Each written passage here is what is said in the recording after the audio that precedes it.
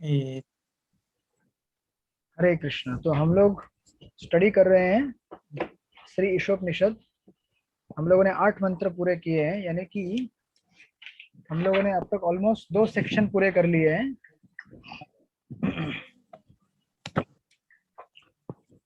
सबसे पहला सेक्शन जो था वो इन्वोकेशन से लेकर मंत्र 1 तक था,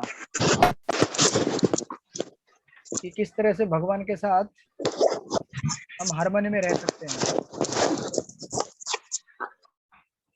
how to live in harmony with supreme personality of godhead. तो हमने सेक्शन 1 में देखा था श्लोक इन्वोकेशन से लेकर श्लोक नंबर 3 तक, और फिर हमने दूसरे सेक्शन में श्लोक नंबर 4 से लेकर 8 तक हमने ये देखा कि भगवान के साथ हम अपना संबंध और कैसे बढ़ा सकते हैं अच्छी तरह से, और भगवान के बारे में अच्छी तरह कैसे जान सकते हैं। क्योंकि केवल आ, ये जानना कि मेरा कोटा कितना है और दूसरे का कितना है, ये तो बेसिक नॉलेज हो गया। ये तो एक सबसे पहले इंसान बनने के लिए सिखाया जाता है कि आप 4 नियम पालन करो, राइट। अगर आपको इंसान बनना है हम लोगों को, तो पहले हम 4 नियम पालन करने चाहिए, तो बेसिक हो गया ये। तो मनुष्य बनने के बाद अभी मनुष्य जीवन का पूर्णता तब होता है जब वो भगवान की पूजा करेगा, भगवान के बारे में जानेगा, भगवान की भक्ति करेगा। तो इसीलिए सेक्शन 2 4 से 8 भगवान के कुछ क्वालिटीज के बारे में बताता है। और उपनिषदिक लैंग्वेज में ये कॉन्ट्राडिक्टरी कैरेक्टर्स लगते हैं, विरोधाभास वाले, लेकिन उसके अंदर गहरा अर्थ छुपा हुआ है। तो हमने देखा था 4 से 8 के बीच में लास्ट का हमारा श्लोक था, श्लोक नंबर 8। ऐसे पुरुष को सही सही जानना चाहिए कि वे सबसे महान पूर्ण पुरुषोत्तम भगवान कौन है, जो देह अदेहधारी, सर्वज्ञ, अनिंद्य, शिराव से विहीन, शुद्ध, अदूषित, आत्मनिर्भर दार्शनिक है, और जो अनादिकाल से हर एक की इच्छा पूर्ति कर रहे हैं। तो ये सब बेसिक जानकारी हमने भगवान के बारे में जानी थी। अभी इसके बाद थर्ड सेक्शन चालू होगा, श्लोक नंबर 9 से लेकर 11 तक। ये थर्ड सेक्शन है। इसमें अभी हमें बताया जाएगा कि सही ज्ञान क्या है और गलत ज्ञान क्या है। 3 सीरीज है श्लोकों का, 9, 10, 11। इन 3 श्लोकों में विद्या और अविद्या इसके बारे में डिस्कशन आएगा, और तीनों श्लोकों में विद्या अविद्या दोनों शब्द आएंगे तीनों श्लोकों में। लेकिन तीनों श्लोकों में विद्या और अविद्या का दोनों का अर्थ अलग अलग आएगा। जैसे 9 नंबर के श्लोक में विद्या का अर्थ एक रहेगा, तो 10 में अलग रहेगा। तो ऑफकोर्स अभी आप आगे वाले श्लोक का मत देखिए, आज हम एक पहले श्लोक का देखेंगे 9 नंबर का। उसके बाद जब आप लोग 10 और 11 श्लोक देखेंगे तो उसमें आपको उसका डिफरेंस मालूम पड़ेगा कि उसमें क्या अर्थ होता है इसका, विद्या और अविद्या का। तो 9 से 11 में हम लोग ये देखेंगे कि अभी हमने यहाँ तक तो देख लिया। एक से इन्वोकेशन से लेकर एक में हमने देखा भगवान, अगर हमें पूर्ण बनना है तो क्या करना पड़ेगा। फिर 4 से 8 में हमने देखा भगवान के अलग अलग क्वालिटीज क्या है। अभी 9 से 11 में हम देखेंगे कि सही ज्ञान क्या होता है, गलत ज्ञान क्या होता है। तो आपने गीता में ये श्लोक सुना होगा, मयि अर्पित मनोबुद्धिर। तो हम लोग हमेशा 2 फैकल्टी से काम करते हैं। एक हमारी फैकल्टी होती है हेड, और दूसरी फैकल्टी होती है हार्ट। तो हार्ट के बारे में तो बता दिया पहले आपको, मोर और लेस, सेक्शन 1 और सेक्शन 2 में, कि भगवान कौन है, भगवान कैसे हैं। जैसे लास्ट के श्लोक में बताया था, भगवान परिभू हैं, और भगवान हर किसी का पालन पोषण करने वाले हैं, वो हमारे परम हितैषी हैं। ये सब जानकारी उसमें दी गई थी, जो कि आपको ज़्यादा अपील करेगी। ऑफ कोर्स उसमें ज्ञान भी है, बट आपके हृदय को ज़्यादा वो मतलब अपील करेगी। अभी उसके बाद अब ये सब तो जान लिया हमने, भगवान कौन है, ये जगत कौन है, ये सब बेसिक ज्ञान हमने ले लिया। अब उसके बाद 9 से 11 में हमें बताएंगे कि ठीक ठीक से अभी हमको समझना है, क्योंकि इस दुनिया में गलत ज्ञान देने वाले बहुत लोग हैं। भगवान के बारे में गलत ज्ञान देने वाले भी बहुत सारे लोग हैं, और गलत ज्ञान को सही बोलने वाले भी बहुत सारे लोग हैं। तो इसीलिए अभी हमें ठीक से जानना पड़ेगा कि सही ज्ञान क्या होता है और गलत ज्ञान क्या होता है। तो उसका विवेचन ये 9 से 11 श्लोकों में आएगा। तो देखिए मंत्र नंबर 9, आप मेरे पीछे रिपीट कीजिए। अंधतम प्रविशन्ति अंधमतं प्रविशन्ति ये अविद्याम् उपासते ये अविद्याम् ये उपासते अविद्यामुपासते ततो भूय इव ते तमो ततो ततो भूय भूय इवे इव ते तमो ते तमः ये उविद्यायमरता। ये यहु विद्यायां विद्यायै दता। रताः। ओके, राजेश्री माता जी पढ़िए इसका अनुवाद नंबर 9 का। हाँ, जो लोग अविद्यापूर्ण कार्यकल्पों के अनुशीलन में लगे हुए हैं, वे अज्ञान के गहनतम क्षेत्र में प्रवेश करेंगे। इनसे भी निकृष्ट वे हैं जो तथाकथित ज्ञान के अनुशीलन में लगे हुए हैं। ओके, ट्रांसलेशन बहुत ही सिंपल है, आपको इससे समझ में आ रहा होगा। यहाँ पे दो प्रकार के लोगों की प्रभुपाद चर्चा कर रहे हैं। सॉरी, भगवान इस श्लोक में बताया गया है। तो सबसे पहला है जो इग्नोरेंस में काम करते हैं, जिसको कुछ ज्ञान नहीं है, वो तो गड्ढे में गिरने वाला है, बराबर। लेकिन उससे भी खतरनाक कौन है? मतलब एक है अज्ञान में पूरा, तो अज्ञान में है तो वो गड्ढे में गिरेगा ही। और दूसरा उससे भी निकृष्ट वह है जो तथाकथित ज्ञान के अनुशीलन में लगा हुआ है। मतलब वो एक्चुअली ज्ञान नहीं है, लेकिन बोल रहा है कि ये ज्ञान है, वो उससे डेंजरस है। ठीक है, तो दिस इज ट्रांसलेशन। अभी प्रभुपाद पर्पट में इसको थोड़ा और इलेबोरेट करके इसके कैटेगरी बताएंगे। एक कैटेगरी तो आपको क्लियर है, कौन सी कैटेगरी? जो तथाकथित ज्ञान में, सॉरी, जो अज्ञान में है, बराबर। This is number 1 category. इसलिए देखिएगा, इस पर्पट को जब हम ब्रेक करेंगे, आप पर्पट में जाइए, उसके पॉइंट्स आप लिख लीजिए। इस पूरे तात्पर्य को जब हम डिवाइड करेंगे तो सबसे पहला इसमें टोटल दो ही मुद्दे दिए गए हैं इस पर्पट में, जैसे कि ट्रांसलेशन में भी 2 ही मुद्दे, राइट? आप लोगों को क्लियर हो रहा है? सबको क्लियर हो रहा है? यस प्रभु। जी प्रभु जी। शीला अग्रवाल माता जी, आपको समझ में आ रहा है?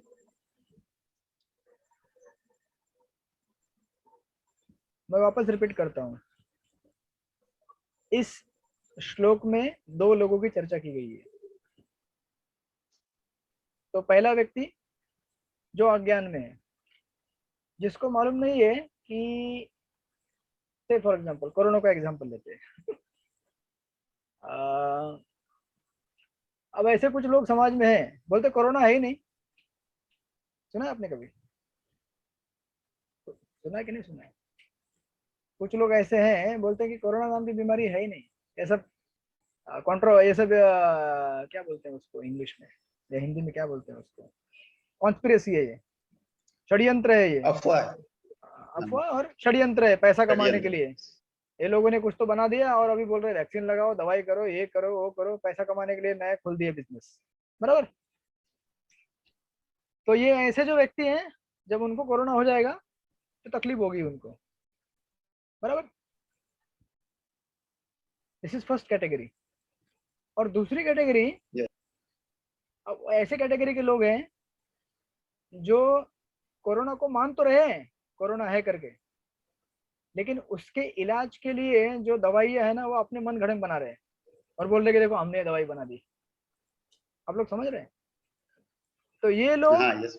ये लोग उससे भी डेंजरस हैं, जो लोग कोरोना को मना कर रहे हैं, कोरोना है नहीं करके बोल रहे हैं, उससे भी डेंजरस ये लोग हैं। क्योंकि इससे क्या होगा, जो जो लोग बोल रहे हैं कि हमको कोरोना दवाई दो, तो वो लोग दवाई लेने जाएंगे तो उससे और बेकार इफेक्ट उनके बॉडी पे होगा।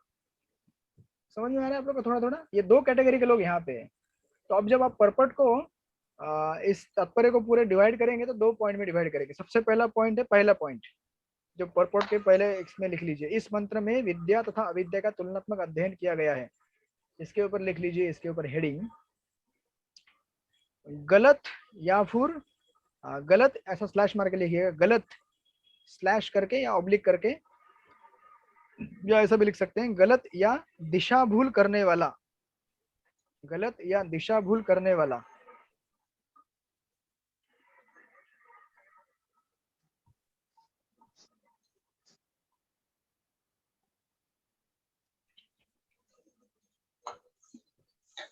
गलत या दिशा भूल करने वाला ज्ञान, गलत या दिशा भूल करने वाला ज्ञान। अब ये दिशा भूल, ऑफकोर्स मैंने कुछ शब्द हिंदी और मराठी के मिक्स कर रहा हूँ, आप लोग इसको अगर बेटर वर्ड दे सकते हैं तो आप दीजिए इसको। दिशा भूल मतलब क्या होता है? हिंदी में बोलते हैं क्या? हाँ हाँ हिंदी Confusing. में बोलते प्रभु जी। हाँ ठीक है, चलो दिशाबुल हिंदी में हिंदी शब्द ही है।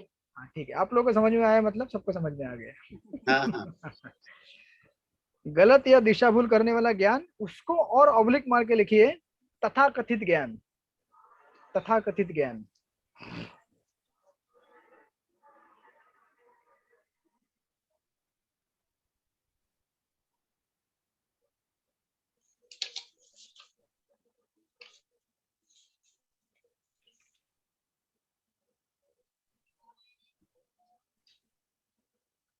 ठीक है, तो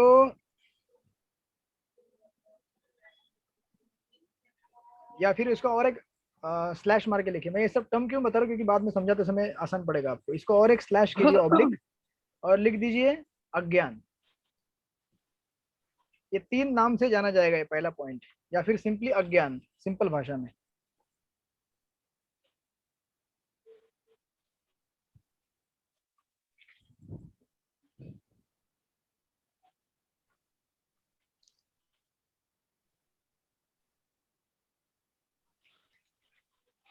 तो ये पहला हो गया। और उसके बाद जो दूसरा पैराग्राफ चालू होता है, जहां तक विद्या का संबंध है, मिल गया आपको?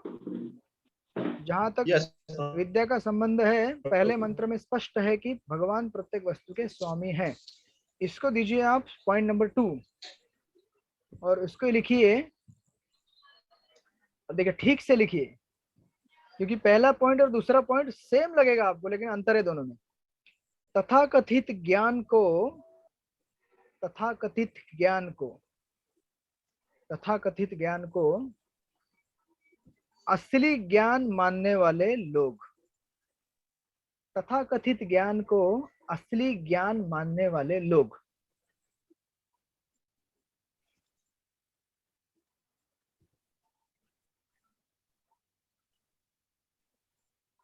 यस हाँ, अब इसके अंदर ये this is the second point. ये इतने 2 पॉइंट इस पर्पट में, लेकिन दूसरे पॉइंट के अंदर फिर 3 कैटेगरी आएंगे आपके पास। 3 कैटेगरी के लोग हैं जो तथाकथित ज्ञान को असली ज्ञान मानते हैं। सबसे पहली कैटेगरी, जो कि पर्पट के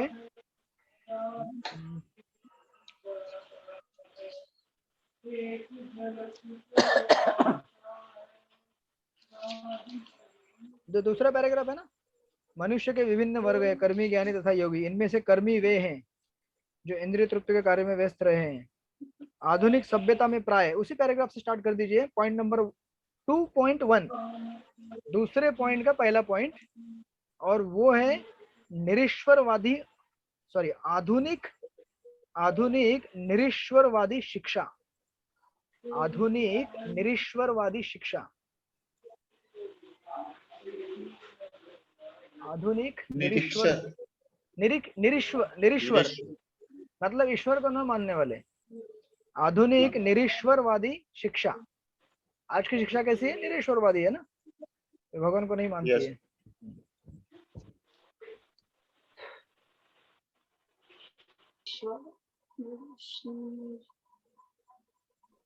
हो गया। उसके बाद जब आप लोग जाएंगे पेज नंबर, लिख लिया सब लोगों ने? यस प्रभु। ओके, फिर आप जाइए पेज नंबर 51 में।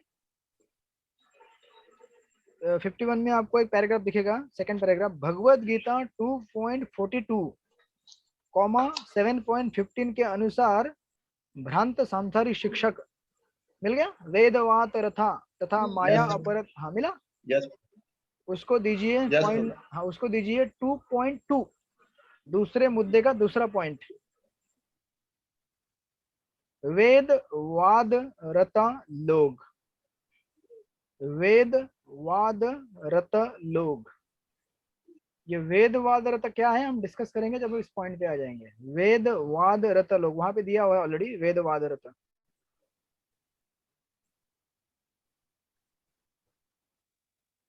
हो गया? यस अभी लास्ट का पैराग्राफ इस परपोर्ट का, पेज नंबर 53 में दिया गया है।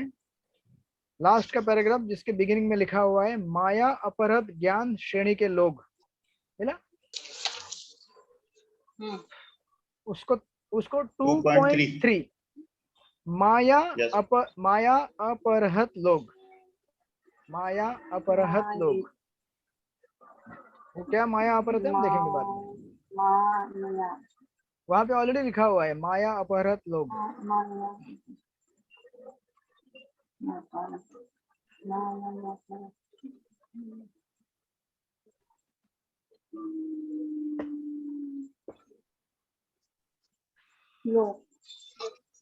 इसके साथ हमारा मंत्र नंबर 9 पूरा हो गया।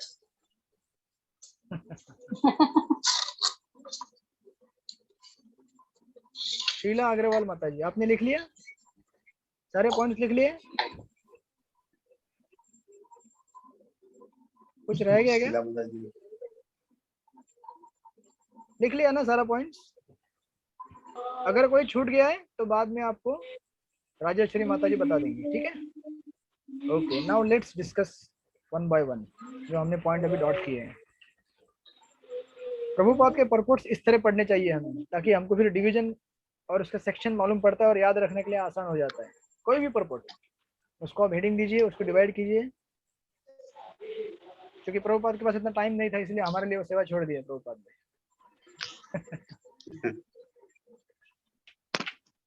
ओके,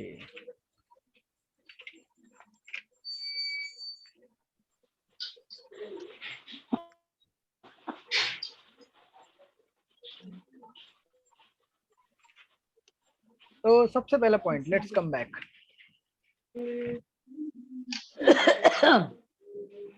गलत या फिर दिशा भूल करने वाला, या ज्ञान, या फिर तथाकथित ज्ञान, या फिर टोटली अज्ञान। ठीक है, इस पहले पैराग्राफ को पढ़िए। रीता माता जी आप पढ़िए इस पैराग्राफ को पहला।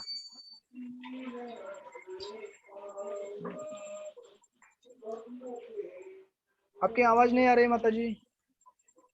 हरि बोल, नो साउंड।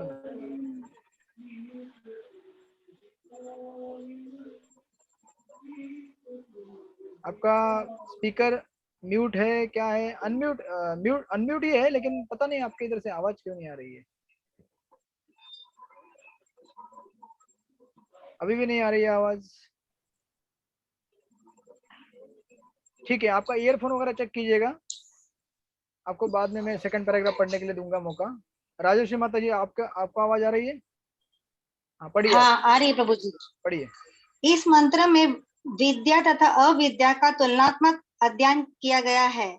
अविद्या अर्थात अज्ञान निसंदेह घातक है, लेकिन विद्या उससे भी अधिक घातक होती है यदि वह पदभ्रष्ट हो। श्री शुकनिषद का ये मंत्र विगत काल की अपेक्षा आज अधिक प्रासंगिक है। आधुनिक सभ्यता जन शिक्षा के क्षेत्र में काफी आगे बढ़ गई है, लेकिन इसका परिणाम यह है कि लोग पहले से अधिक दुखी है, क्योंकि जीवन के सर्वाधिक महत्वपूर्ण अंग अर्थात आध्यात्मिक पहलू को छोड़ के भौतिक प्रगति पर अधिक बल दिया जा रहा है। Thank you, that's it. तो देखिए, जो दो लोगों की कैटेगरी है, एक तो अज्ञान में रहने वाले। अभी हम जब अज्ञान बोल रहे हैं तो अज्ञान हम बोल रहे हैं आध्यात्मिक दृष्टिकोण से।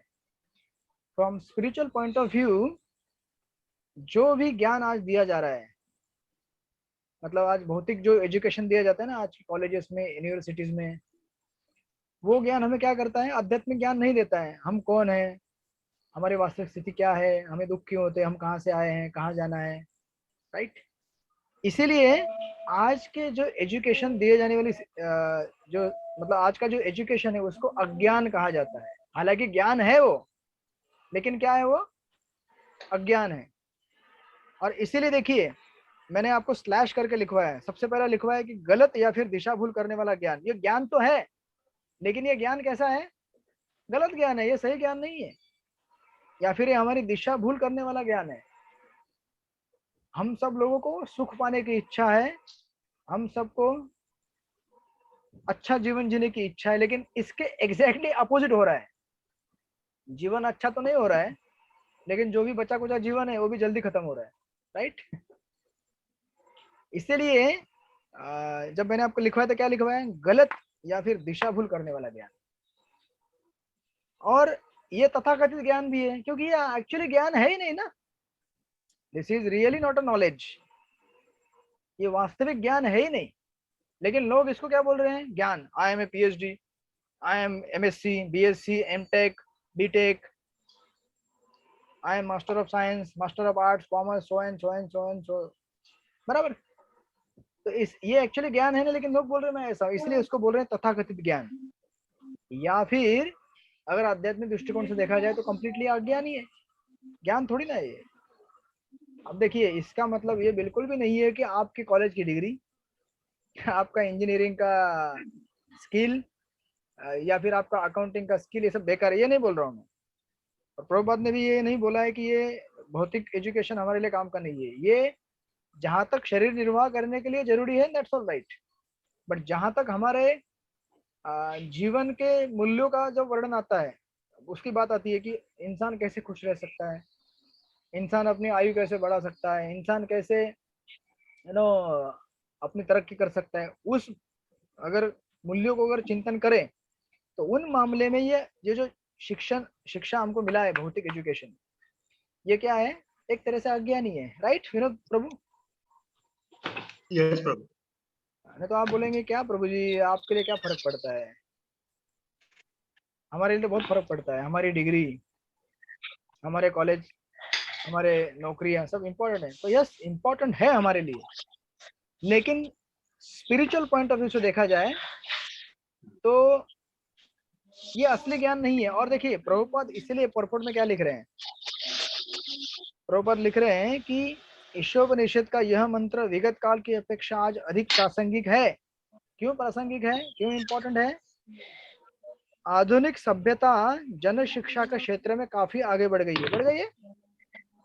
कितना लिटरेसी रेट इंडिया का, मैंने कभी चेक नहीं किया, लेकिन ज्यादा रहेगा ना आजकल, क्योंकि हर बच्चा स्कूल में जाता है, आंगनवाड़ी है, छोटे छोटे स्कूल हर जगह खुले हुए हैं। राइट? और शहरों में तो कोई आपको अनपढ़ मिलेगा ही नहीं, अनलेस वो पढ़ना नहीं चाहे बच्चा, अलग बात है। लेकिन हर किसी को तो स्कूल में दाखिल किया जाता है ना। बच्चा जब 5 साल का हो जाता है तो उसको बालवाड़ी भेजा जाता है, सॉरी पहली कक्षा में भेजा जाता है। तो सब तो एजुकेटेड हैं और एकदम हाईफाई एजुकेशन हमारे पास है।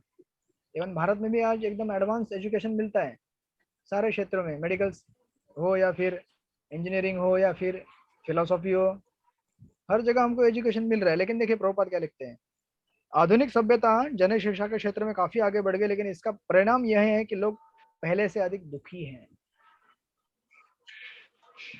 इसीलिए किसी भी सभ्यता का प्रोग्रेस, किसी भी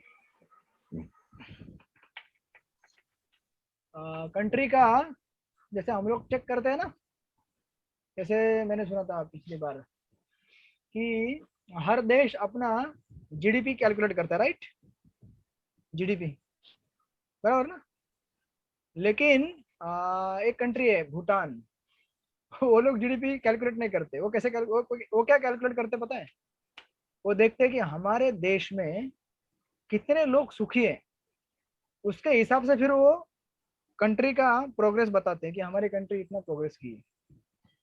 this just an example of course. और उन लोगों का जो कैलकुलेशन है वो भी भौतिक सुख के मामले में है, तो जस्ट मैंने एग्जांपल देने के लिए दिया। लेकिन हम लोग अगर देखेंगे कि हमारा अगर एजुकेशन, हमारा अगर टेक्नोलॉजी, विज्ञान सब आगे बढ़ गया है, तो हमारा हैप्पीनेस का स्टैंडर्ड भी आगे बढ़ना चाहिए था ना, लेकिन नहीं बढ़ा है।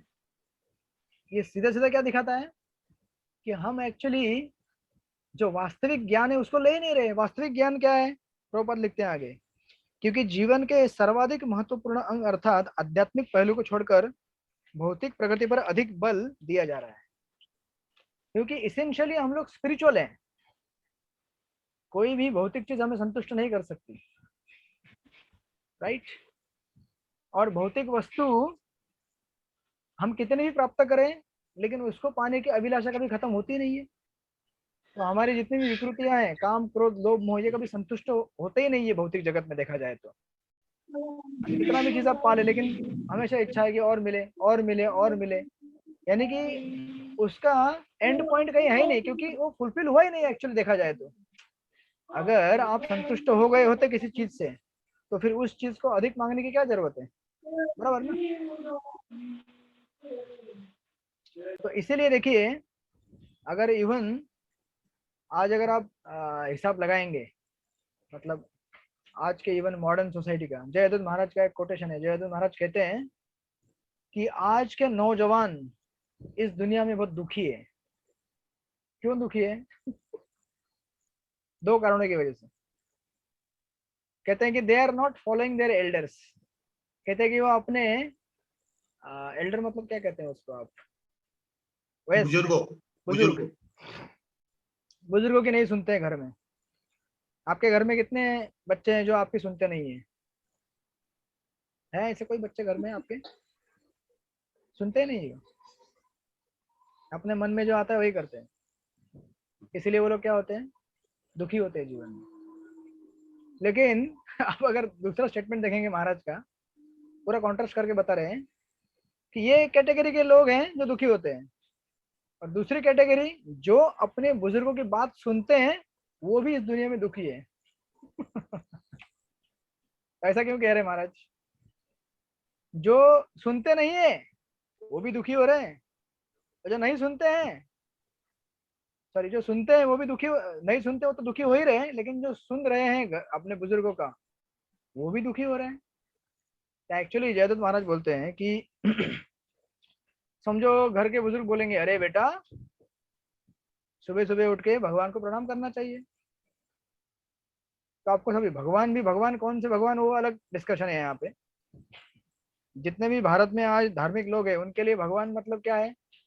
कोई देवी देवता है।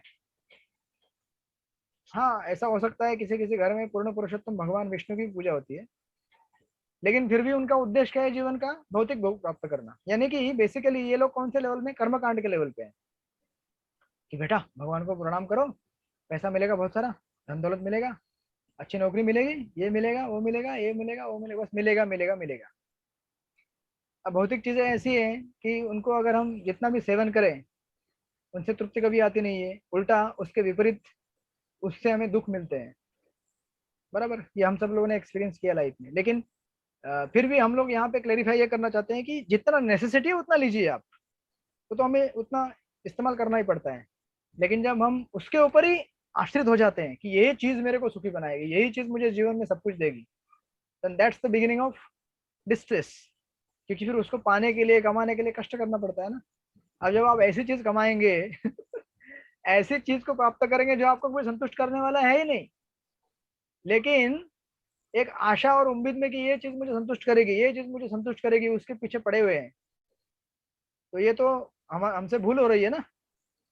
अब हमारे लिए अगर समझो कुछ घर की जरूरत है, मकान की जरूरत है, अनाज की जरूरत है, कुछ मेडिकल फैसिलिटी, ठीक है कीजिए, दैट्स इट, वहां पे रुक जाइए ना। फिर उसके आगे इतना क्या जाने की जरूरत? अभी समझो आपके पास अगर 2 BHK है, उससे अगर आप संतुष्ट रह सकते हैं, तो क्या जरूरत है 5 BHK 10 BHK सब बनाने की? क्या जरूरत है बेवजह? क्यों? क्योंकि मेरे पड़ोसी के पास है तो मुझे भी चाहिए, मुझे भी चाहिए। पड़ोसी को जाके पहले पूछना चाहिए ना कि आपने एक नई गाड़ी खरीद ली है, मेरे पास एक गाड़ी है, आपके पास 2 है, तो 2 गाड़ी से मजा आ रहा है क्या आपको? पहले पूछना चाहिए ना हमको जाके। हम पूछते ही नहीं है, हम सोचते हैं कि अरे उसके पास 2 आए मतलब मजा है उसके जीवन में, अपने इमेजिनेशन लेवल पे। तो इसीलिए देखिए, ये लोग ऐसे हैं जो सुनते हैं अपने बुजुर्गों का, वो लोग यू नो जीवन में कभी असली बेंचमार्क क्या है सक्सेस और हैप्पीनेस का समझ नहीं पाते। उनको कहते हैं पुण्यवान कर्मकांडी, ये पायस मेटलिस्टिक लोग हैं। और जो लोग नहीं सुनते हैं वो तो डेफिनेटली दुख पाते ही है भौतिक जीवन में, उससे भी ज्यादा पाते हैं। समझो अगर किसी को घर के बुजुर्ग कहते हैं अरे नशा मत कर, शराब मत पी, इससे तेरे बॉडी को तकलीफ होगी, चोरी मत कर, वो लोग सुनते रहे तो फिर तकलीफ में गिरते ही हैं। वो तो तकलीफ पाते ही हैं, लेकिन वो भी तकलीफ पाते हैं जो लोग सुनते हैं, क्योंकि बताने वाले जो हमारे बुजुर्ग हैं वो क्या बताते हैं कि जीवन किस लिए जीना है? भौतिक भोग के लिए जीना है। खाओ पियो मजा करो, किसने देखा है कल क्या होने वाला है यार, एंजॉय, 2 दिन की जिंदगी है। अब आजकल तो 2 दिन भी नहीं बोलते। कितना पल है हमको ही मालूम नहीं है, कौन सी बीमारी, कौन सा एक्सीडेंट, कौन क्या चीज कब आएगा और खत्म कर देगा, नो बडी नोज। तो महाराज बेसिकली ये बताने का मेरा पॉइंट ये था कि यहाँ पे जो तथाकथित एजुकेशन या तथाकथित शिक्षा को ही शिक्षा मान रहे हैं असली, वो लोग क्या कर रहे हैं? इस दुनिया में बहुत कष्ट पा रहे हैं। और अगर देखेंगे स्टैटिस्टिक्स, ऐसे बहुत सारे स्टैटिस्टिक्स हैं देखने लायक, अगर आप पढ़ेंगे रोज, अगर अखबारों में आप पढ़ते होंगे। मेरे पास कुछ लिखे हुए स्टैटिस्टिक्स है, ये बहुत पुरानी स्टैटिस्टिक्स, ये कितनी के स्टैटिस्टिक्स है, ये 1960 की स्टैटिस्टिक्स है, आज से 40 साल पहले की। आज तो स्थिति कितनी बदल गई होगी। मतलब आप किसी भी क्षेत्र में लीजिए आज के भौतिक जीवन के, और ये किसने लिखे हुए स्टैटिस्टिक्स है, ये किसी आध्यात्मिक व्यक्ति ने लिखे हुए नहीं है, किसी इस्कॉन टेम्पल ने दिए हुए स्टैटिस्टिक्स नहीं है। एक ये आता है, ऑथर है नो, अमेरिकन पैराडॉक्स करके एक लिखा हुआ एक आर्टिकल है, एक बुक है कोई, तो एक सेक्शन है, आप अगर सर्च करेंगे गूगल में आपको मिलेगा, अमेरिकन पैराडॉक्स बाय डैनियल जी मायर करके एक है ऑथर। तो उन्होंने लिखा है कि समाज में इतनी सारी भौतिक सुविधाएं होने के बावजूद भी आज आज का जो आधुनिक समाज है, ये क्या है, पहले से ज्यादा कष्ट भुगत रहा है, कष्ट पा रहा है। तो उसके कहते हैं कि 1960 का ये बताते हैं कि वो डाइवर्स रेट, आप अगर देखेंगे आपके आसपास समाज में, कहते हैं क्या हो गया, डबल हो गया है पहले के तुलना में, मतलब कुछ उसके दशक पहले। कहते हैं कि टीन सुसाइड 3 गुना बढ़ गया है, वायलेंट क्राइम 4 गुना बढ़ गया है, प्रिजन पॉपुलेशन मतलब कैदी जेल में रह रहे उनकी संख्या, ये 5 टाइम बढ़ गया है। और विवाह के बाहर जन्म लेने वाले बच्चों की संख्या वो 6 टाइम बढ़ गया है। डिप्रेशन रेट 10 टाइम बढ़ गया है। आप देख रहे हैं आपके आसपास ये सब चीजें, ये जितनी भी चीजें, और ये हम लोगों ने डॉक्यूमेंट की भी नहीं है, ये आज के आधुनिक सभ्यता के लोग ही बोल रहे हैं कि देखो ये ऐसा स्टैटिस्टिक्स है, किसका, सबसे जो एडवांस कंट्री है दुनिया का, उसका। और ऑफ कोर्स आपने कभी सुना होगा ये स्टैटिस्टिक्स, कहते हैं कि लगभग जो सुसाइड का रेट है, कहते हैं कि according to WHO 1 million people commit suicide every year. कितने, 1 मिलियन लोग हर साल सुसाइड करते हैं, यानी कि एक सुसाइड एवरी 40 सेकेंड्स, हर 40 सेकंड में एक आत्महत्या।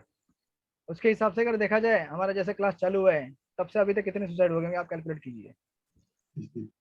आई मीन टू से कि जितने लोग आज कोरोना से नहीं मरे होंगे ना, उतने लोग खुद को मार के मर गए। लेकिन समाज क्या है, ये सब स्टेटस दिखाता नहीं है। हमारे जो आधुनिक विज्ञान है और हमारा जो तथाकथित शिक्षा प्रणाली है और है ना सरकारें हैं, ये सब चीज दिखाते नहीं है, क्योंकि फिर पता चलेगा ना, पोल खुल जाएगी उनकी कि हमारी सभ्यता तो प्रोग्रेस नहीं कर रही है। हमारी सभ्यता क्या कर रही है, बैकवर्ड जा रही है, राइट। क्राइम रेट अगर आप देखेंगे, क्राइम कितना क्राइम बढ़ा है हमारे सोसाइटी में।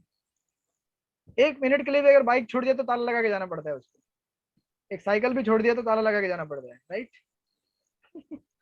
हमारे यहाँ मंदिर के सामने से कितनी बार साइकिल चोरी हुआ है, थोड़ा सा लॉक लगाना भूल गया, साइकिल गायब। मतलब लोगों का एक दूसरे के ऊपर विश्वास बढ़ा है, बिल्कुल भी नहीं है।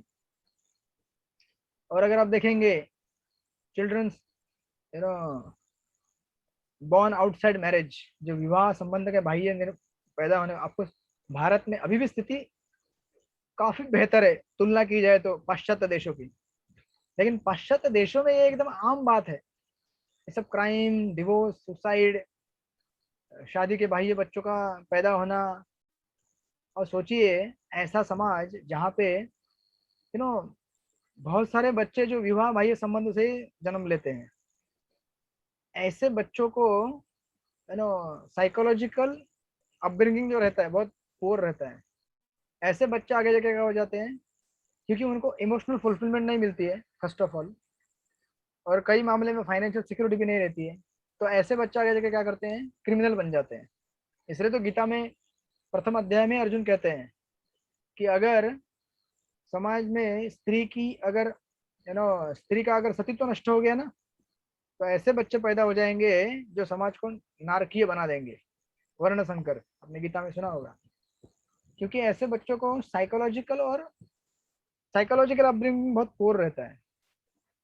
फिर ऐसे लोग डिप्रेशन में जाते हैं, क्राइम करते हैं, ऐसा एक सर्वे किया था उन्होंने अमेरिका में कि आज से 20-30 साल पहले और आज की तुलना करेंगे तो आज क्या आपको लगता है कि हम अपने बच्चों को ठीक से बड़ा करके अच्छा सिटीजन बना सकते हैं? तो बहुत सारे पेरेंट्स ने कहा कि बहुत ही मुश्किल है हमारे लिए, अपने बच्चे को एक अच्छा नागरिक बनाना हमारे लिए क्या हो गया है, बहुत चैलेंजिंग हो गया है आज। तो इससे समझ में आना चाहिए कि हमारी जितने भी हम लोग इतना हाई फाई एजुकेशन लेते हैं, अरे पता है प्रभु जी पीएचडी करके आ रहे, पता है साइंटिस्ट है, अरे पता है ये एमटेक है, ये वो है, वहाँ फलाना फलाना दुनिया भर का, ये सब एजुकेशन क्या कर रहा है, हमको अच्छा सिटीजन बनाने में हेल्प नहीं कर रहा है। रादर ऐसे ठीक है, जहां तक हमको एजुकेशन चाहिए हमारे रोटी कपड़ा मकान के लिए, उसी के लिए तो होता है ना एजुकेशन। कैरेक्टर डेवलपमेंट के लिए तो एजुकेशन है ही नहीं, तो वहां तक ठीक है, लेकिन उसके बाद हरी बोल है सब जगह पे, राइट। इसलिए देखिए प्रभुपाद जिस तरह से लिख रहे हैं इन तात्पर्यों को, बहुत ही आज मतलब हम लोग इसको इजीली समझ सकते हैं आज के इस करंट एटमॉस्फेयर में। तो दिस इज फर्स्ट थिंग, पहली कैटेगरी है आज के समाज की। अब उसके बाद दूसरा पॉइंट जब स्टार्ट होता है, आप लोग को समझ में आया फर्स्ट पॉइंट? फर्स्ट पॉइंट समझ यस में आया? प्रभु जी। जो अज्ञान में रहते हैं लोग, या फिर जो तथाकथित एजुकेशन ले रहे हैं, जो हमको मिस डायरेक्ट कर रहे हैं, ऐसे लोगों की क्या है, ये सब गति है। और दूसरा पॉइंट जो प्रभुपाद लिखते हैं अभी विद्या में, तो अभी आप बोलेंगे ठीक है ये लोग तो अज्ञान में थे, इनको मालूम नहीं है, तो अभी ज्ञानी कौन से लोग हैं हमारे आज के समाज में? तो एक्चुअली ज्ञानी कोई है ही नहीं, लेकिन हम लोग क्या कर रहे हैं, अपने आप को ज्ञानी मान रहे हैं। तो ऐसे ज्ञानी मानने वाले खुद को 3 प्रकार के लोग हैं, जो कि मैंने आपको एक एक करके पॉइंट लिखवाया। तो सबसे पहला यहाँ पे आता है आधुनिक निरीश्वरवादी शिक्षा, उसको तथाकथित, देखिए प्रभुपाद क्या लिख रहे हैं। प्रभुपाद लिखते हैं, तो आपको पहले प्रभुपाद असली विद्या का डेफिनेशन दे रहे हैं। कहते हैं कि जहां तक विद्या का संबंध है, पहले मंत्र से स्पष्ट है कि भगवान प्रत्येक वस्तु के स्वामी है, और इस तथ्य को भुलाना ही अविद्या, right. This is the real knowledge, असली विद्या। अब इसके बाद प्रभुपाद लिखते हैं मनुष्य जितना ही जीवन के इस तथ्य को भूलता है, उतना ही अधिक वह अंधकार में रहता है। इस दृष्टि से तथाकथित शिक्षा की प्रगति की ओर उन्मुख ईश्वर विहीन विद्या अधिक घातक है। और देखिए आप अगर नीचे के पैराग्राफ में जाएंगे तो प्रभुपाद लिखते हैं कि आज की सभ्यता में प्राय 99.9% लोग उद्योगवाद, आर्थिक विकास, परोपकार, राजनीतिक सक्रियतावाद इत्यादि के नाम पर इंद्रिय तृप्ति के कार्यों में लगे हुए हैं। ये सभी कार्य न्यूनाधिक इंद्रिय तृप्ति पर आधारित है, जिनमें प्रथम मंत्र में वर्णित ईश्वर चेतना सम्मिलित नहीं है। और नीचे देखिए क्या लिखते हैं प्रभुपाद नेक्स्ट पैराग्राफ में, लिखते हैं कि भगवत गीता के अनुसार जो लोग निपट इंद्रिय तृप्ति में लगे रहते हैं वे मूढ़ या गधे हैं। गधा मूर्खता का प्रतीक है। जो लोग मात्र इंद्रिय तृप्ति की व्यर्थ खोज में लगे रहते हैं वे श्री ईशोपनिषद के अनुसार अविद्या की पूजा कर रहे हैं। और जो लोग, अभी देखिए इंटरेस्टिंग लाइन, जो लोग शिक्षा के विकास के नाम पर इस प्रकार की सभ्यता की सहायता कर रहे हैं, वास्तव में उन लोगों की अपेक्षा अधिक हानि पहुंचा रहे हैं जो निपट इंद्रिय तृप्ति के स्तर पर है। नास्तिक लोगों के द्वारा विद्या की प्रगति उतनी ही खतरनाक है जितने की सर्प के फण पर बहुमूल्य मणि होती है। मतलब जो पहला कैटेगरी मैंने आपको बताया, जो अविद्या में है वो तो ठीक है, अविद्या में है, लेकिन जो लोग अविद्या में रहते हुए बोल रहे हैं कि हम लोग बहुत बढ़िया एजुकेशन ले रहे हैं, ये असली एजुकेशन है, जैसे कि यहाँ पे देख रहे हैं क्या कि प्रभुपाद लिख रहे हैं कि शिक्षा के विकास के नाम पर इस प्रकार की सभ्यता की सहायता जो कर रहे हैं, और कह रहे हैं कि अरे प्रोग्रेस करने दो, उन्हें प्रोग्रेस करे सोसाइटी, हमें ऐसा एजुकेशन प्रमोट करना चाहिए, ऐसा एजुकेशन देना चाहिए, बढ़िया है ये एजुकेशन है। वे लोग उनसे भी खतरनाक है जो केवल पशुओं की तरह इंद्रिय तृप्ति कर रहे हैं अज्ञान में, जो कि पहले हमें पॉइंट में देखा था, राइट। आप लोगों को समझ में आ रहा है ये point? Is it clear?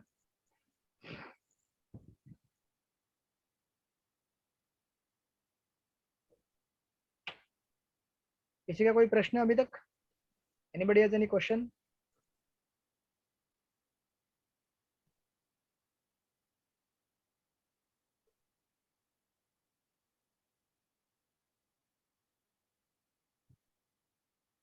No question मतलब क्लियर है या फिर नॉट क्लियर?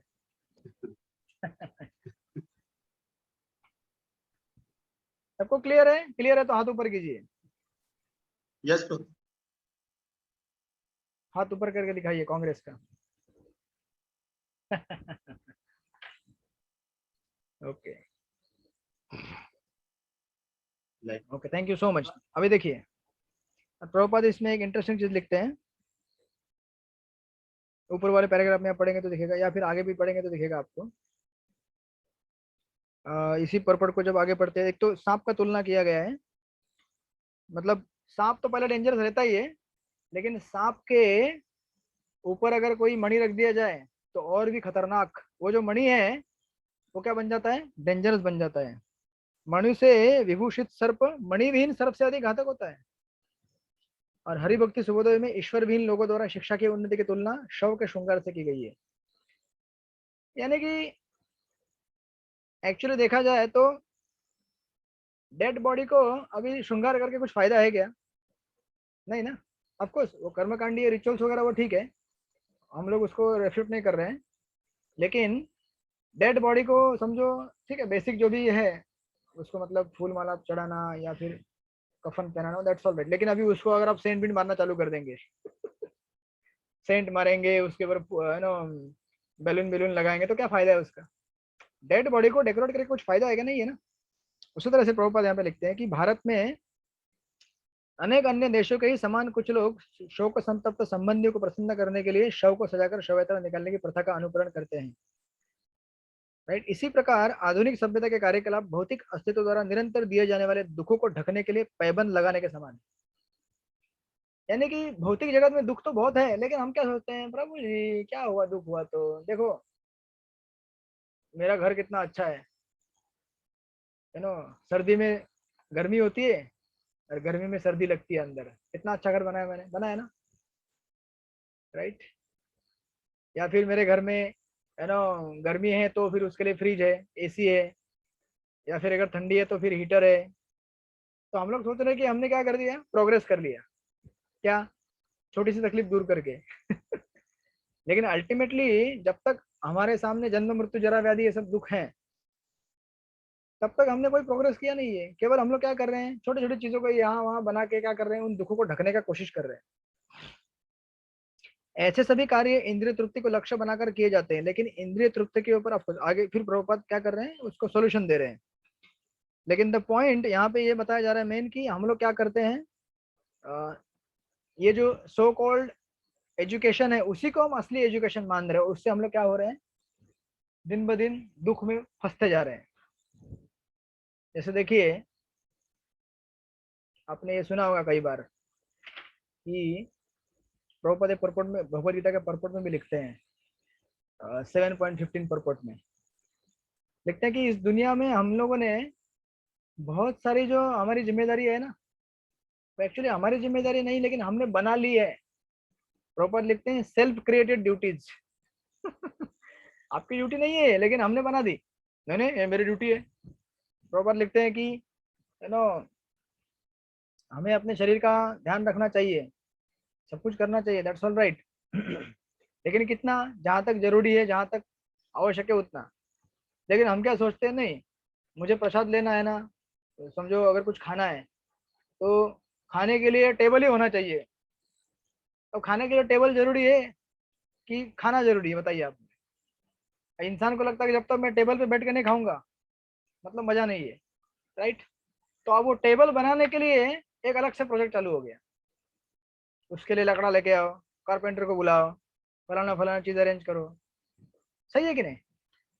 इंसान सोने के लिए तो जमीन पे भी सो सकता है, लेकिन अब उसको ऐसा, ठीक है पलंग भी चाहिए तो सिंपल पलंग भी सो सकता है, लेकिन एकदम हाई फाई पलंग चाहिए, एकदम ऐसा पलंग चाहिए कि जो सोते ही थोड़ा एकदम ऐसा लगे कि मैं हवा में तैर रहा हूँ। तो ऐसे कितने सारे आप आपके आसपास उदाहरण देखेंगे आपके घर में, तो आपको पता चलेगा कि अरे ये तो चीज आवश्यकता नहीं थी, इसको हमने क्रिएट कर दिया, ये भी आवश्यक नहीं थी, इसको भी क्रिएट कर दिया। प्रभुपाद उस परपट में ऑफकोर्स यहाँ पे भी दे रहे हैं गधे का उदाहरण, गधा मूर्खता का प्रतीक होता है। तो प्रभुपाद लिखते हैं कि ass doesn't know for whom he is working so hard day and night. जो गधा दिन रात काम करता है, लेकिन किसके लिए काम कर रहा है मालूम नहीं है उसको। और बोलते हैं कि कभी कभी गधा क्या करता है, पोएट्री भी गाता है, कविताएं गाता है, फिलोसॉफी बोलता है। लेकिन प्रभुपाद लिखते हैं कि उसकी पोएट्री, और ऑफकोर्स ये पर्पट में नहीं है, वो गीता के पर्पट से कोट कर रहा हूं मैं, उसकी पोएट्री, उसकी कविता और उसका दर्शन क्या करता है, केवल दूसरे लोगों को डिस्टर्ब ही करता है। बराबर ना? जब गधा चिल्लाता है तो क्या होता है? आपको अच्छा लगता है क्या? डिस्टर्ब हो जाते हैं ना हम लोग। तो आज इस दुनिया में ऐसे कितने गधे हैं जो संस्कृति और सभ्यता के नाम पे, अभी समझो कहीं कुछ फंक्शन रहेगा, इतना जोर से गाना बजाना चालू कर देंगे, बाप रे, पूरा सोसाइटी में हल्ला गुल्ला हो जाएगा। तो ये क्या है, हमारे लिए क्या है, केवल डिस्टर्बेंस है। उसको लगता है कि मैं मजा कर रहा हूँ, सोसाइटी में मेरा नाम बढ़ रहा है, लेकिन इससे क्या हो रहा है, बाकी लोग परेशान हो रहे हैं। राइट?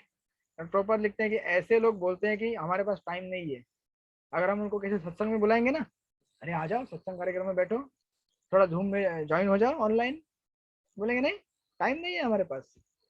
लेकिन ऐसे ही लोग फिर सिनेमा देखने के लिए टाइम निकालते हैं, क्रिकेट देखने के लिए टाइम निकालते हैं, न्यूज देखने के लिए टाइम निकालते हैं, हर चीज के लिए टाइम उनके पास है, लेकिन आध्यात्मिक जीवन के लिए टाइम बिल्कुल भी नहीं है। राइट?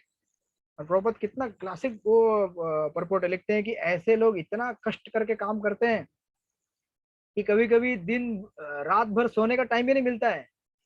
बोलते हैं कि they spend sleepless days, nights in fruitive gain, and although they have ulcer, कभी कभी अल्सर भी हो जाता है उन लोगों को, इनडाइजेशन होता है, फिर भी कैसे ना कैसे भाग दौड़ करके काम कर ही लेते हैं। होता है ना, कभी देखा आप लोग? इतना काम करते हैं लोग, दिन भर रात भर, कुछ समय नहीं है, एसिडिटी होता है, सर दुखने लगता है, लेकिन फिर भी वो जो भौतिक पागलपन हमारे ऊपर सवार हो गया है, उसको हम छोड़ते नहीं है। और देखिए सबसे बड़ी विडंबना क्या है, प्रभुपाद उस परपट में लिखते हैं कि हम लोग, जैसे प्रभुपाद यहाँ भी लिख रहे हैं कि हम लोग किसके लिए काम कर रहे हैं वो भी हमें मालूम नहीं होता है। प्रभुपाद लिखते हैं कि we are working for illusory masters, मतलब हम ऐसे काल्पनिक मालिक के लिए काम कर रहे हैं जो अस्तित्व में है ही नहीं। बराबर? आज आप में से बहुत सारे लोग बोल रहे होंगे, प्रभु जी क्या सब बकवास कर रहे हो आप, पता नहीं है आप लोग, हम लोग इतने बड़े बड़े एमएनसी में काम करते हैं, इतनी बड़ी बड़ी सैलरी पाते हैं, हम इतने सोफिस्टिकेटेड एडवांस एजुकेटेड हैं, कितने खुश हैं, सुखी हैं। बराबर ना विनोद प्रभु? ये सरिता माता जी, आप कहाँ जॉब करती है? Where do you work? अच्छा, आज पता नहीं आपका, आपकी जो सोफिस्टिकेटेड टेक्नोलॉजी है उसका आवाज ही नहीं आ रहा है। ये हमारा प्रोग्रेस है साइंस का। ठीक है, कोई बात नहीं। राजश्री बजाज माता जी, आप कहीं जॉब करती हैं? Where do you work? Prabhu ji, I am homeopathic consultant, तो तो आप होम्योपैथिक धार्मिक कंसल्टेंट है? संस्था में सेवा देती हूँ। अच्छा, तो जॉब सेवा नहीं देती करते? हूँ, धर्म अच्छा, धार्मिक। अच्छा, जॉब नहीं, नहीं जॉब करते हैं? नहीं। अच्छा, ओके। नहीं प्रभु जी, अच्छा, सेवा देती हूँ। Thank you, very nice. और शुभम प्रभु, आप कहाँ जॉब करते हैं? शुभम प्रभु है हमारे साथ? नहीं है, तथाकथित ऑन करके चले गए हो कि है? हाँ, हरी बोल। यस। हरी बोल। आप कहाँ जॉब करते हैं? हरी बोल। हाँ यस प्रभु प्रभु। जी, अन्नामृत में। अन्नामृत? अन्नामृत में ओ बोल अच्छा रहा, अच्छा अच्छा, अन्नामृत में। आपको भूल गए मैं, आप तो स्पिरिचुअल ऑर्गेनाइजेशन में काम करते हो, तो आपको कोई टेंशन नहीं है। लेकिन मैं आपको एक पैराडॉक्स नहीं बताता प्रभु। हूँ। क्या होता है, देखिए हम लोग क्या सोचते हैं कि हम लोग ना इतना अच्छा जॉब कर रहे हैं, पैसा कमा रहे हैं, ये कर रहे हो, लेकिन हम ये नहीं देखते कि हम किस तरह से मूर्ख बनाए जा रहे हैं इस दुनिया में। आई मीन टू से, किसी का जॉब छोड़िए मत, आप करिए। आप लोग डिवोटी लोग हैं, तो आप लोग इंटेलिजेंट है, आप लोग जानते हैं best use of the bad bargain. लेकिन देखिए दुनिया में किस तरह से लोग भ्रमित किए जाते हैं। जब हम कहते हैं कि हमारे पास ये एमएनसी आई, उसने इतना बड़ा हमको सैलरी दिया, पगार दिया, आज दुनिया जो प्रोग्रेस कर रही है, ग्लोबलाइजेशन हो गया मार्केट का, तो सो ठीक है, आपके पास भारत में बड़ी बड़ी कंपनी आई और उन्हें आपको मोटा मोटा सैलरी दिया, लेकिन इसके साथ देखिए, जैसे ही भारत में विदेशी कंपनी आई और बहुत सारे लोग आए ना, उन्होंने अपने साथ अपना कल्चर भी लेके आए हैं यहाँ पे इंडिया में। कौन सा कल्चर? कंज्यूमरिज्म का कल्चर। तो ठीक है, आपको अच्छा नौकरी उन्होंने अगर दिया है, तो उसके साथ साथ उन्होंने क्या किया है, ये सब कंपनियों ने कल्चर लेके आया। कौन सा culture? Being modern, fashion, you know, और स्पेंडिंग मनी, ये सब कल्चर क्रिएट किया है। तो अभी होता क्या है देखिए, जैसे यू नो हम में से बहुत सारे लोग पहले भी, और आज इतना नहीं होंगे, लेकिन पहले हम लोग हफ्ते के कितने दिन काम करते हैं? 6 दिन, राइट? 6 days we work. 6 दिन बहुत कष्ट करते हैं ऑफिस में। या फिर चलो रोज का उदाहरण लेते हैं, हम लोग रोज बहुत काम करते हैं ऑफिस में। तो हम ऑफिस में काम करते थक जाते हैं, तो बोलते हैं थोड़ा अभी घर पे आ गया हूँ, घर पे आ जाते हैं, थोड़ा थक जाते हैं, बैठ जाते हैं। तो दिन वही से थोड़ा ब्रेक चाहिए। अब ब्रेक के लिए क्या है आपके पास? टीवी ऑन करो। पहले लोग बहुत टीवी देखते थे, आज भी देखते हैं, लेकिन आज तो अभी टीवी हाथ में आ गया है, तो हाथ में अभी चलो इंटरनेट खोलो, फेसबुक देखो, यूट्यूब, सोशल मीडिया कुछ देखो। तो देखिए क्या है इसका साइकिल। आदमी पहले बहुत सारा कष्ट करता है, और उससे उस कष्ट से राहत पाने के लिए सोचता है कि मैं ब्रेक लूंगा। ब्रेक के इसमें क्या करता है? देखता है वो। First is work, after work there is watch, he is watching. अब होता क्या है देखिए, जब आदमी देखता है टेलीविजन या फिर आज का सोशल मीडिया, तो क्या देखता है उसमें? देखिए कोई भी एडवर्टाइजमेंट आज की तारीख में या पहले भी, अब समझो फॉर एग्जांपल एक सिंपल नमक का एडवर्टाइज किया जाता है, नमक, सॉल्ट। उसमें कभी भी या फिर किसी भी एड में आपको ऐसा व्यक्ति नहीं दिखेगा जिसके कपड़े फटे हुए हैं, जो दिखने में अच्छा नहीं है, जो गरीब है। किसी भी एडवर्टाइज में आपने देखा है ऐसा व्यक्ति? कैसा दिखाते हैं उसको? एकदम हैंडसम, स्मार्ट, पॉश कपड़े, लहराते हुए बाल, सुंदर त्वचा, मोती जैसे चमकते हुए दांत, और एकदम ऐसा कोई मिडिल क्लास वाला फैमिली का आदमी नहीं रहता है वो, या फिर लोअर मिडिल क्लास या फिर लोअर क्लास, एकदम हाई फाई। हम जब ऐसे व्यक्तियों को देखते हैं एडवर्टाइज में, उनके रहन सहन, उनके कपड़े, उनका लाइफस्टाइल, तो क्या होता है उससे? क्या होता है विनंत प्रभु? अरे कॉपी पेस्ट करने लगते। Exactly exactly. जब ऐसे लोगों को हम देखते हैं, और सारे एडवर्टाइज ऐसे रहते हैं, कितने भी आप देखिए एडवर्टाइज, कोई भी ऐसा नहीं रहेगा गरीब लोगों को एडवर्टाइज, फटे कुटे कपड़े वाले advertise, कोई नहीं दिखेगा आपको। तो आपने क्या किया? बहुत सारा कष्ट किया ऑफिस में, फिर आपने घर में आके ब्रेक लेने के लिए सोचा मैं थोड़ा रिलैक्स होता हूँ। तो आप रिलैक्स नहीं हो रहे उस समय। उस समय क्या हो रहा है? आप देख रहे हैं, और ध्यायतो विषयान पुंस संघास तेषु बजाए, तो संघास संजयते काम, हमारा काम बढ़ जाता है। ये चीज चाहिए, अरे गाड़ी, कितना बढ़िया गाड़ी, कितना बढ़िया फैमिली है यार, एक बच्चा, एक बच्ची, माता पिता, दादा दादी, वाह, पिकनिक के लिए बोले, एक बोलेरो गाड़ी, एक गाड़ी में सब लोग आ गए। अब ऐसे हजारों आर्टिस्ट आपको दिखेंगे देखने के लिए। तो इंसान क्या होता है, उसकी इच्छाएं बढ़ती जाती है, फिर क्या करता है आदमी? तीसरा चीज, शॉप। याद रखिएगा हमेशा ये चीज।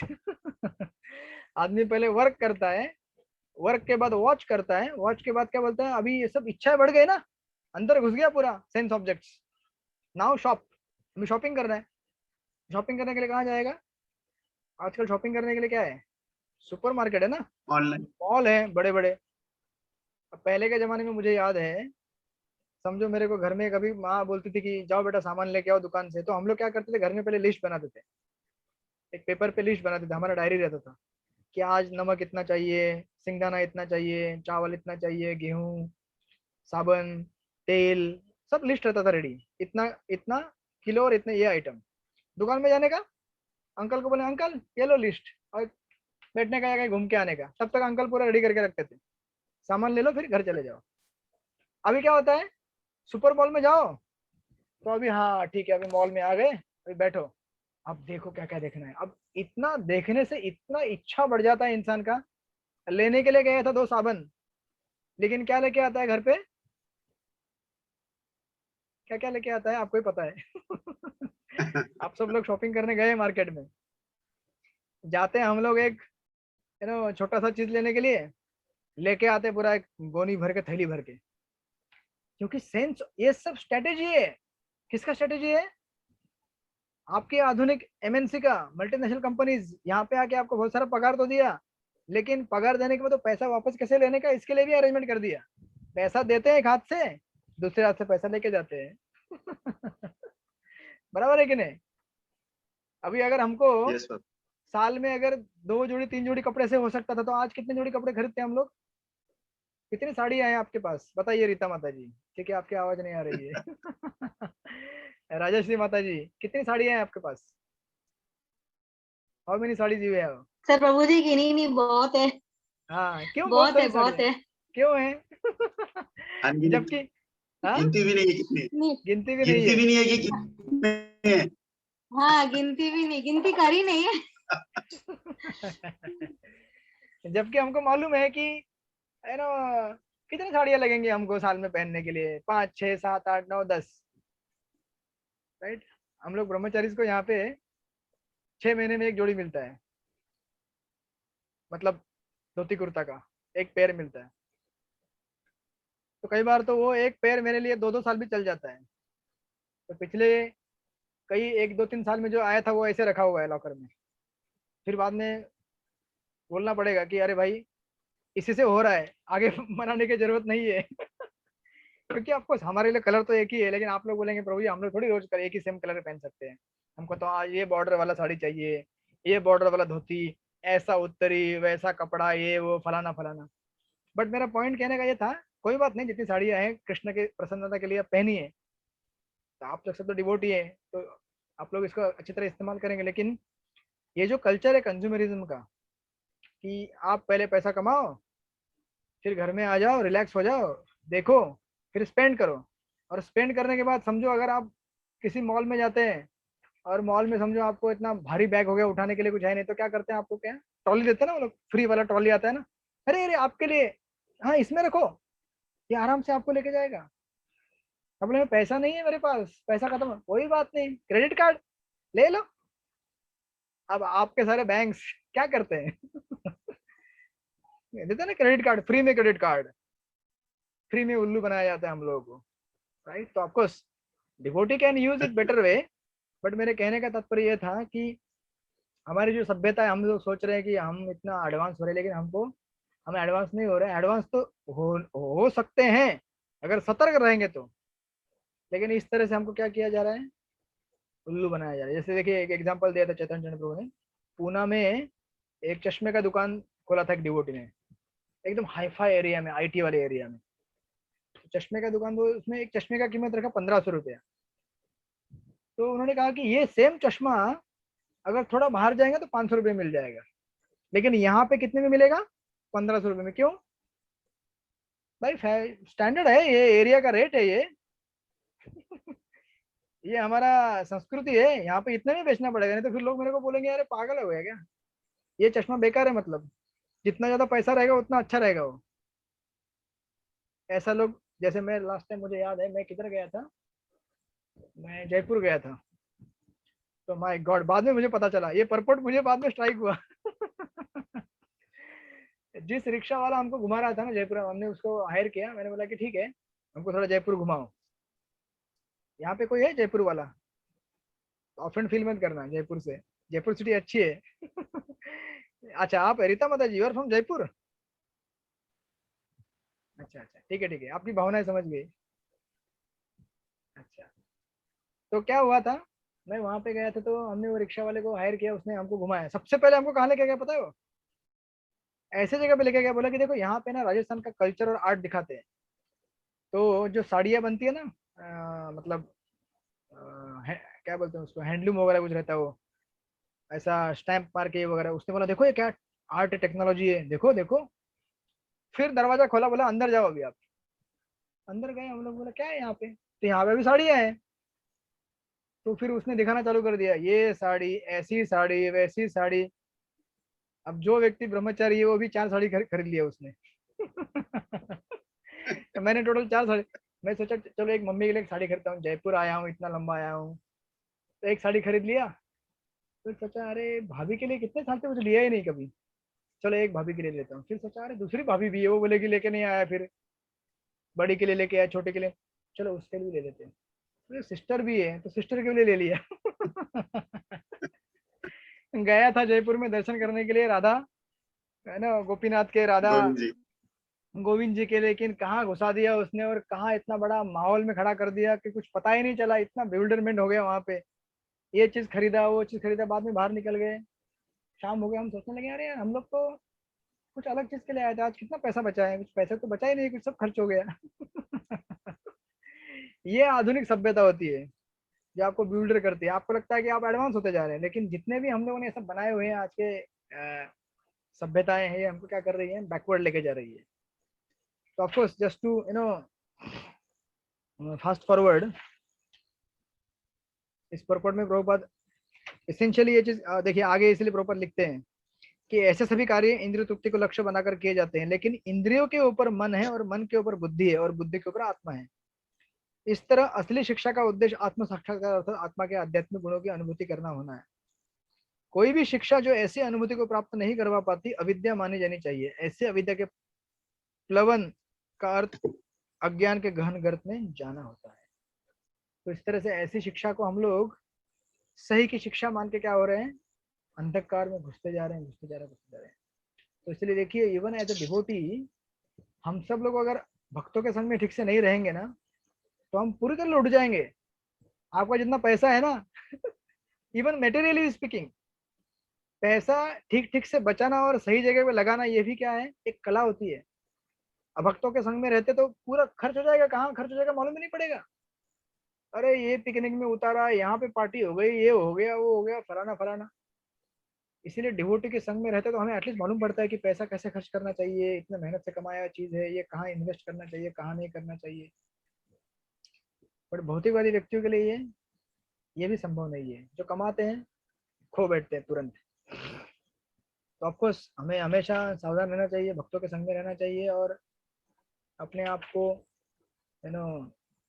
बचाना चाहिए ऐसे अविद्या, जो कि पूरा आज का एटमॉस्फेयर जो है अविद्या से भरा हुआ है।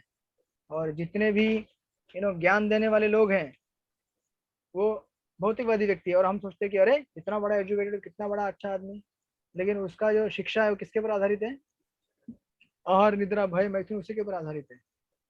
राइट। तो उसके बाद अभी सेकंड पॉइंट इस परपोर्ट में प्रभुपाद देते हैं, वेद वादरता लोग। वेद वादरता लोग मतलब ये 2.2 है, ऐसे लोग जो वेदों से पढ़े लिखे लोग हैं, लेकिन वेदों का अर्थ, जिसमें फास्ट फॉरवर्ड कर रहा हूँ क्योंकि टाइम बहुत आगे हो गया।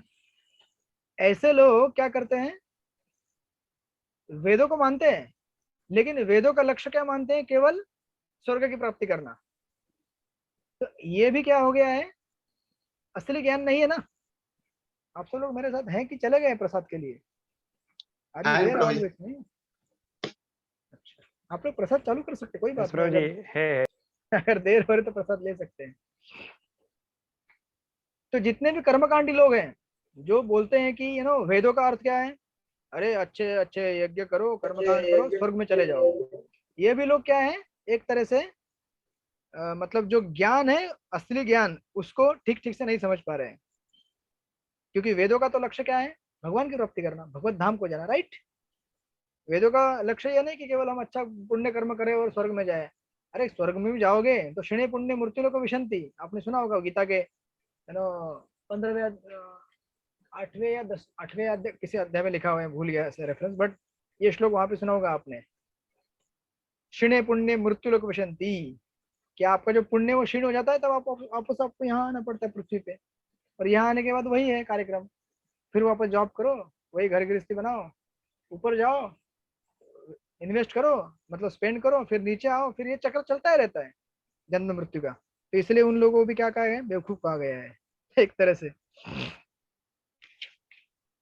तो आप पढ़िएगा उस पैराग्राफ को, मैं इसमें इतना नहीं पढ़ूंगा, समय नहीं है। लेकिन आप एक जैसे लाइन पढ़ता हूँ यहाँ पे, पेज नंबर 52 में प्रभुपाद लिखते हैं, समस्त वैदिक साहित्य का उद्देश्य भुलक्कड़ जीव में इस भगवत चेतना को जागृत करना है, और यही लक्ष्य विविध प्रकार के से संसार के विभिन्न शास्त्रों में मूर्ख मानव जाति को समझाने के लिए प्रस्तुत किया गया है। किंतु आगे के पैराग्राफ में प्रभुपाद लिखते हैं, किंतु वेदवादरता लोग, वेदवादरता मतलब वेदों का अर्थ ना समझने वाले, ठीक ठीक से। वेदवाद मतलब खाली बात करेंगे, वेदों का अर्थ ये है, वेदों का अर्थ वो है, लेकिन सही अर्थ क्या है कभी बताएंगे नहीं। इसलिए वेदवादरता कहा है उनको, कि इनका प्रयोजन ये क्या कहते हैं कि जो, किंतु वेदवादरता लोग वेदों के प्रयोजन को, जो कि भुलक्कड़ जीव के भगवान से विष्णु संबंध को पुनर्जागृत करना है, न समझकर यह मानकर चलते हैं कि ऐसे गौण विषय वेदों के अंतिम लक्ष्य है।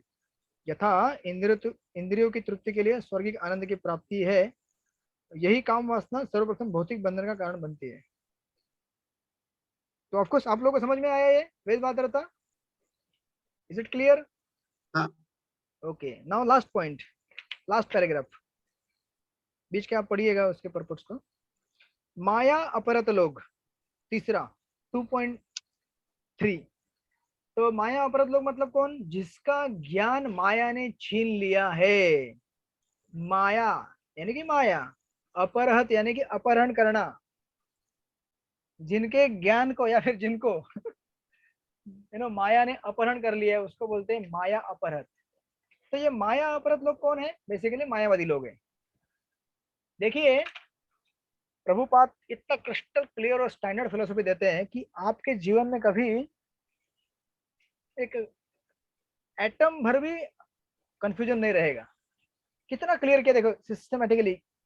सबसे पहले उड़ा दिया अज्ञानी लोगों को, उसके बाद भौतिक एजुकेशन, उसके बाद अभी देखिए अभी स्पिरिचुअल पाथ में आ रहे हैं, मतलब वेदों के फॉलोअर को पास आ रहे हैं। ये तो नॉन वैदिक फॉलोअर्स हैं जो वेदों को नहीं मानते। अभी वैदिक फॉलोअर्स भी, उसमें दो कैटेगरी के लोग हैं। वैदिक तीन कैटेगरी के लोग हैं बेसिकली वैदिक फॉलोअर्स में। एक तो है कर्मकांडी, तो प्रभुपाद ने उनको नलिफाई कर दिया। उसके बाद दूसरी कैटेगरी है माया अपरत यानी कि मायावादी लोग। अब मायावादी लोग क्या बोलते हैं कि ब्रह्म की प्राप्ति करो, निर्विशेष ब्रह्म में लीन हो जाओ, राइट? ये भी क्या है? जीव के साथ बहुत बड़ा धोखा है कि नहीं? धोखा आपके साथ।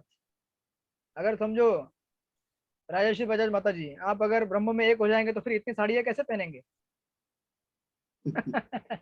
आपका अस्तित्व नष्ट हो गया ना। अस्तित्व नष्ट हो गया तो फिर इतनी साड़ियां क्या काम में आएंगी आपके? इतना सारा घर संसार का काम में आएगा? आपको नहीं काम में आएगा ना। और जीव क्या है? आनंदमय वैसा, तो उसको आनंद चाहिए। और आनंद कैसे मिलता है? अच्छा कपड़ा पहनने से। किसके खुशी के लिए? भगवान के। अच्छा भोजन लेने से, प्रसाद के रूप में, एक दूसरे की सेवा करके, इससे आनंद मिलता है। और आप बोलेंगे नहीं, वेदों का चरम लक्ष्य क्या है? ब्रह्म में जाके एक हो जाना, अपने अस्तित्व को खो बैठना, निर्विशेष बन जाना। तो ये भी वेदों का उद्देश्य नहीं है ना। This is not the final message of the Vedas. और इससे हमारा पूर्ण साक्षात्कार भी नहीं होगा हमको, मतलब पूर्ण हमारा जो पोटेंशियल है वो एक्सरसाइज नहीं होगा। हमारा पूर्ण अस्तित्व क्या है? आध्यात्मिक जगत में हम लोग एक व्यक्ति के रूप में रहते हैं, भगवान के साथ रहते हैं, भगवान की सेवा करते हैं, एक व्यक्ति के रूप में रहते हैं, दैट्स द ब्लिस। लेकिन हमारा अस्तित्व खो बैठेंगे तो फिर आनंद कैसे मिलेगा? इसीलिए ये जो लोग हैं जिनका ज्ञान माया ने छीन लिया है, जो भगवान बनना चाहते हैं, प्रभुपाद यहाँ पे लिख रहे हैं, ऐसे लोग अपने आप को ईश्वर मानते हैं और उनके अनुसार किसी अन्य ईश्वर को पूजने की आवश्यकता नहीं। अब मैं ही भगवान बन गया तो फिर दूसरों की क्या पूजा करूं मैं, राइट? यदि कोई धनी व्यक्ति हुआ तो वे उसके सामान्य पुरुष होने पर भी उसकी पूजा करना स्वीकार कर लेते हैं, लेकिन वे कभी कभी परमेश्वर की पूजा नहीं करेंगे। ऐसे लोग अपनी मूर्खता को नहीं पहचान पाने के कारण कभी भी यह नहीं सोचते कि भला ईश्वर माया से कैसे बन सकते हैं, क्योंकि माया स्वयं उनकी भ्रामक शक्ति है। मतलब जो खुद को बोलेगा मैं ईश्वर हूँ, अरे तुम ईश्वर कैसे बन गए? अगर तुम खुद माया में हो तो ईश्वर कैसे? और ईश्वर कभी माया में होता है क्या? नहीं ना।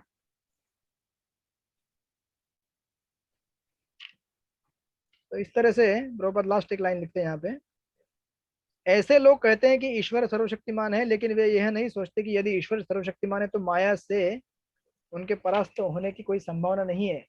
ये स्वनिर्मित भगवान इन सारे प्रश्नों का स्पष्ट उत्तर नहीं दे पाते, वे केवल खुद ईश्वर बने रहने का प्रसन्न रहते हैं।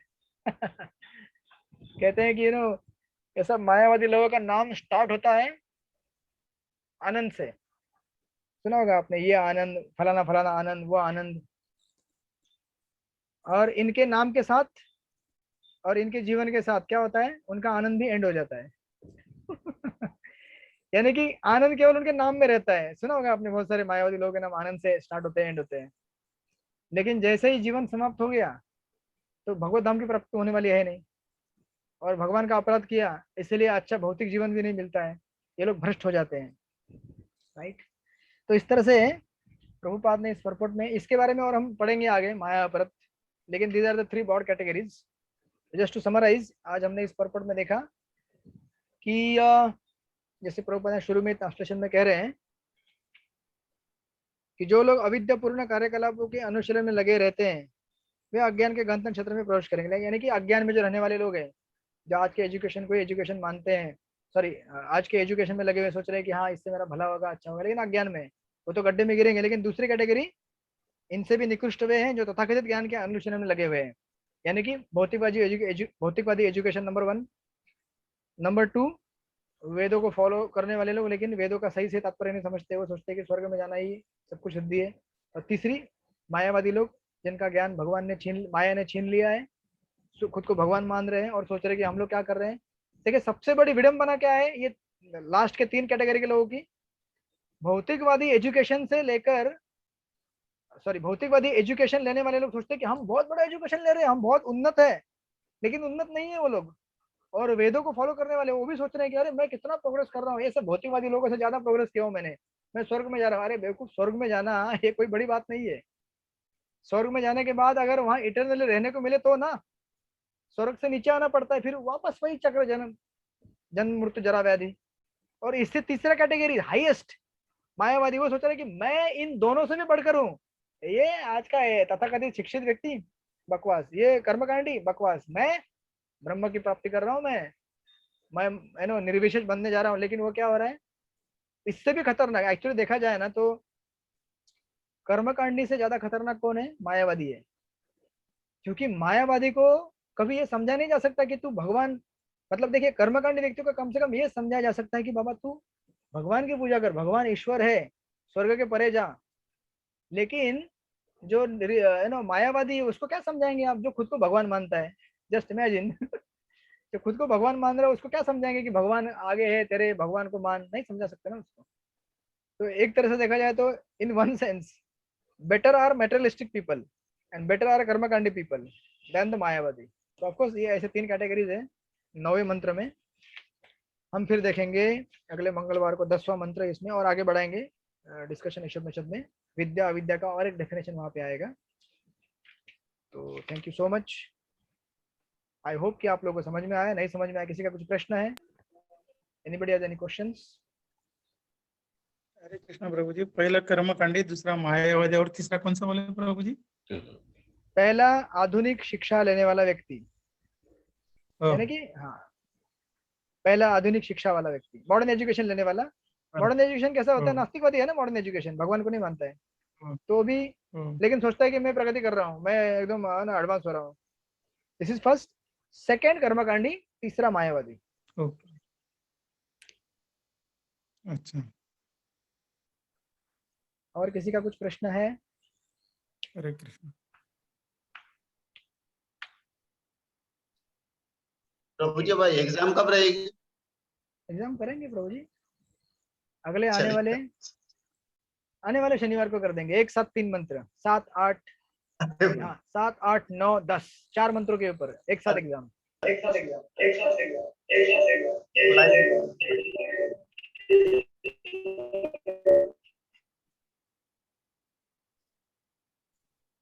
ओके यस, कोई कुछ पूछना चाहता है? ठीक है, तो आप लोग विश्राम कीजिए, आराम कीजिए। ऑलरेडी 9:30 बज चुके हैं, और असली एजुकेशन को आप डेवलप कीजिए भगवान की भक्ति करके। हरे कृष्णा कृष्णा कृष्णा हरे हरे, हरे राम राम राम हरे हरे। राम राम। श्रील प्रभुपाद की जय, श्री ईशोपनिषद की जय। वांछा कल्पतरुभ्यश्च कृपा सिन्धुभ्येव च पतितानां पावनेभ्यो अनंत कोटि वैष्णव वृंद की जय। इस्कॉन औरंगाबाद मधुबन अदालत रोड के भक्तों की जय हो। प्रभु जी को आप धन्यवाद देंगे। प्रभु जी धन्यवाद। प्रभु जी 3 बार हरि बोल बोल के, हरि बोल, हरि बोल, हरि बोल। हरि बोल। धन्यवाद प्रभु जी। हरे कृष्ण। तो आप लोग गप्पे मारिए, बात हरे कीजिए। कृष्णा प्रभु जी। हरे कृष्णा लता पड़लकर माता जी, हरे कृष्णा। तो आप लोग बातें कीजिए, Thank you. मैं छुट्टी लेता हूँ। ओके। हरे कृष्ण। हरे कृष्णा।